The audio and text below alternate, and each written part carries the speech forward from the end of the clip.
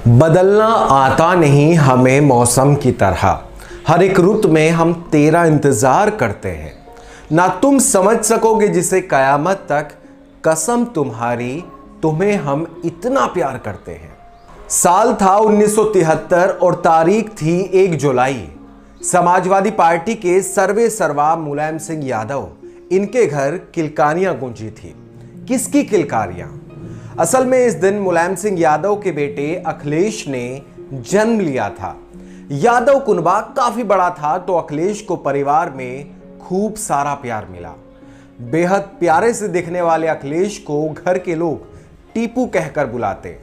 पापा मुलायम जितने कठोर स्वभाव के थे तो मम्मी और दादा दादी उतने ही सॉफ्ट। ये बच्चा यादव परिवार के लिए खुशियों की सौगात लेकर आया था। साल 1974 इलेक्शन में पापा मुलायम सिंह जीते और विधानसभा पहुंच गए।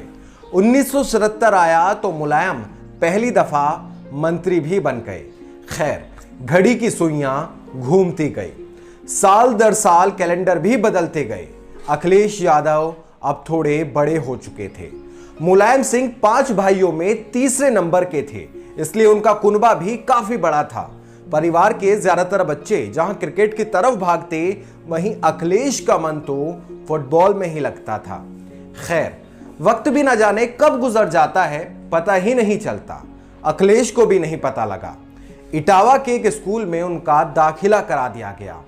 पढ़ने में शुरू से ही तेज रहे अखिलेश बाकी बच्चों से काफी अव्वल थे। जब आगे की पढ़ाई के लिए वो राजस्थान के ढोलपुर पहुंचे तो वहां भी क्लास में उनका नाम टॉपरों में ही शुमार रहा। बाद में अखिलेश एनवायरमेंट इंजीनियरिंग में ग्रेजुएशन की पढ़ाई करने के लिए ऑस्ट्रेलिया चले गए। अखिलेश करियर बनाने के लिए ऑस्ट्रेलिया तो गए, लेकिन एक कहानी भारत में भी शुरू कर गए। तेरी मोहब्बत ने हमें बेनाम कर दिया, हमें हर खुशी से अनजान कर दिया। हमने तो कभी नहीं चाहा था हमें मोहब्बत हो, लेकिन उसकी पहली नजर ने ही हमें नीलाम सा कर दिया। उत्तराखंड के army colonel RC Singh Rawat, उनकी बेटी थी डिंपल। पापा आर्मी में थे तो देश का कोई ही ऐसा कोना बचा होगा जो वहां नहीं गई होगी। एकदम मस्त ड्राइंग बनाती, गाने सुनने और फिर उन्हें खुद ही गुनगुनाने का शौक एकदम निराला था। पढ़ने में डिंपल भी अखिलेश की तरह एकदम तेज तर्रार थी। हालांकि एक दूसरे को वो तब तक नहीं जानते थे, पर वक्त ने करवट ली। अखिलेश अब भारत वापस आ चुके थे। बाहर पढ़ने के बाद भी उनके अंदर से जमीनीपन नहीं गया था। वो उनका जमीन से जुड़ना ही था जिसने उन्हें लोगों से हमेशा जोड़कर रखा।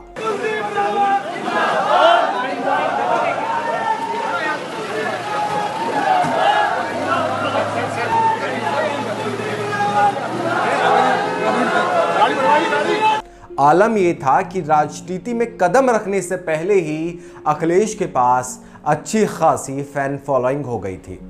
शाम का वक्त था, अखिलेश यादव छत पर बैठे थे, तभी उनके दोस्त का कॉल आया जिसने उन्हें अपने यहाँ पार्टी में लखनऊ इनवाइट किया। ना चाहते हुए भी अखिलेश मना नहीं कर सके। अखिलेश पार्टी में गए तो दोस्त ने उनका काफी अच्छे से स्वागत किया, कई लोगों से मिलवाया। उन्हीं लोगों में डिंपल यादव भी शामिल थी, जिसको पहली नजर में ही अखिलेश अपना दिल दे बैठे थे। लंबी सी हाइट और पतले से फेस वाली डिंपल तो अखिलेश को ठीक से समझ भी नहीं पाई थी। उसको तो पता भी नहीं था कि उनका वो मंद मंद मुस्कुरा जाना अखिलेश को भा गया है। पार्टी खत्म हो गई, अखिलेश यादव घर भी आ गए, लेकिन दिलो दिमाग में डिंपल ही घूमती रही। उसके बाद उन्होंने अपने उस दोस्त को सारा हाल बता दिया। दोस्त ने दोनों की मीटिंग फिक्स करा दी। मीटिंग के बाद डिंपल और अखिलेश में फोन पे बातें होने लगी। बातें हुई तो मुलाकातों का सिलसिला भी बढ़ा और धीरे धीरे प्यार के अफसाने लिखे जाने लगे। बस यहीं से ही प्यार की कहानी ट्रैक पर दौड़ने लगी। अखिलेश की जमीनी और डिंपल के मॉडर्न होने के चलते इस रिश्ते में काफी दिक्कतें भी आई, पर दोनों ने काफी अच्छे से उनको संभाल भी लिया। वो कहते हैं ना कि प्यार में वक्त कब गुजर जाता है पता ही नहीं चलता। इस स्टोरी को भी 4 साल गुजर चुके थे। दोनों ने एक दिन फैसला कर लिया कि अब इस रिश्ते को शादी के मंडप तक लेकर जाने का समय आ गया है। बात घर बताई गई। थोड़े से विरोध के बाद डिंपल के पापा आरसी सिंह मान गए, लेकिन असली दिक्कत मुलायम सिंह थे। अखिलेश यादव के बार बार बनाने के बाद भी वो नहीं मान रहे थे। उन्होंने अड़ियल रुख अपनाते हुए साफ मना कर दिया था कि वो उस रिश्ते को बिल्कुल नहीं स्वीकारेंगे। बताया जाता है कि दुखी अखिलेश लगातार पापा को मनाते रहे और एक दिन ऐसा आया जब मुलायम सिंह यादव ने भी इस रिश्ते को लेकर अपनी हामी भर दी। 24 नवंबर 1999 ये वो साल रहा जब दोनों प्रेमी जोड़े शादी के बंधन में बंध चुके थे। दोनों की खुशी का कोई ठिकाना भी नहीं था। खुश होना वाकई लाजमी भी था, क्योंकि जिस चीज़ को आप शिद्दत से चाहो और वो आपको मिल जाए तो खुशी लाजमी तौर पर उभर आती है। साल था 2003। यह वो साल रहा जब अखिलेश की मां मालती दुनिया को अलविदा कह गई। एक बेटे के लिए इससे बड़ा आघात कुछ नहीं हो सकता कि उसका अपना उससे बिछड़ जाए। अखिलेश को टूटता देखकर उनकी जीवन संगिनी डिंपल आगे आई और इस मुश्किल वक्त में उन्होंने परिवार को संभाल लिया।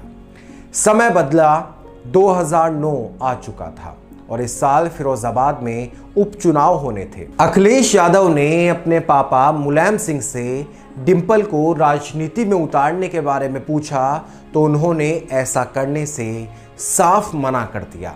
असल में उनके मना करने के पीछे की वजह जो थी वो भी बड़ी साफ सी थी, क्योंकि डिंपल के लिए राजनीति एकदम नया क्षेत्र था। डिंपल को ना तो जनता से बात करनी आती थी और ना ही स्पीच देना। ऐसे में उन्हें लोकसभा उपचुनाव में उतारना काफ़ी मुश्किलों भरा काम हो सकता था। लेकिन अखिलेश की जिद एक बार फिर से काम कर गई और मुलायम के ना चाहते हुए भी डिंपल को राज बब्बर के सामने उतार दिया गया। पर हुआ वही जिसका डर मुलायम सिंह यादव को था। डिंपल बुरी तरीके से चुनाव हार गई। लेकिन अखिलेश यादव के मन में तो कुछ और ही पक रहा था। वो उन्हें राजनीति की मुश्किल पिच पर हर हाल में बैटिंग करवाना चाहते थे। उन्होंने डिंपल को राजनीति का हर दांवपेच सिखाना शुरू कर दिया। शायद इसी का रिजल्ट था कि 2012 में कन्नौज में हुए लोकसभा चुनाव में वो जब समाजवादी पार्टी की तरफ से खड़ी हुई तो उनके सामने कोई खड़ा ही नहीं हुआ और वो निर्वाचित सांसद बन गई। 2012 यही वो साल था जब अखिलेश पर मुलायम का भरोसा और ज़्यादा बढ़ गया था। इस साल किस्मत ने बाजी मारी और समाजवादी पार्टी ने उत्तर प्रदेश का किला फतह कर लिया।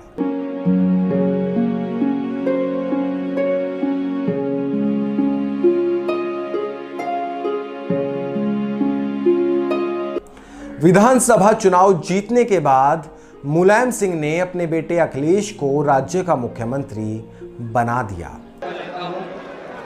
कि मैं मेरे द्वारा स्थापित भारत के संविधान के प्रति सच्ची श्रद्धा और निष्ठा रखूंगा। मैं भारत की प्रभुता और अखंडता को रखूंगा।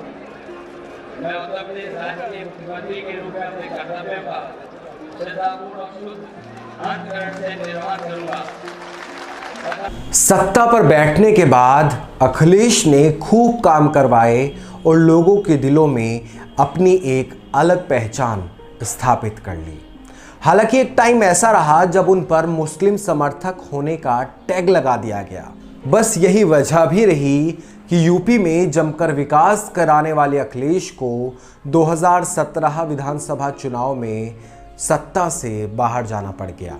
फिलहाल का आलम यह है कि अखिलेश अपने पापा मुलायम सिंह यादव के कदमों पर चलते हुए पार्टी को आगे बढ़ाने का काम कर रहे हैं।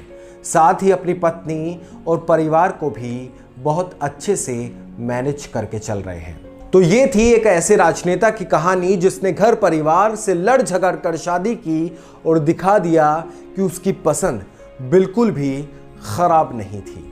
बाकी आपको हमारा ये किस्सा कैसा लगा कमेंट सेक्शन में आप हमें ज़रूर बताइएगा। वीडियो अगर आप YouTube पर देख रहे हैं तो हमारे चैनल को सब्सक्राइब ज़रूर कर लीजिएगा। कैमरे के पीछे थे मोहित और मेरा नाम है मानव। वीडियो आपने देखी है इसके लिए आपका बेहद शुक्रिया।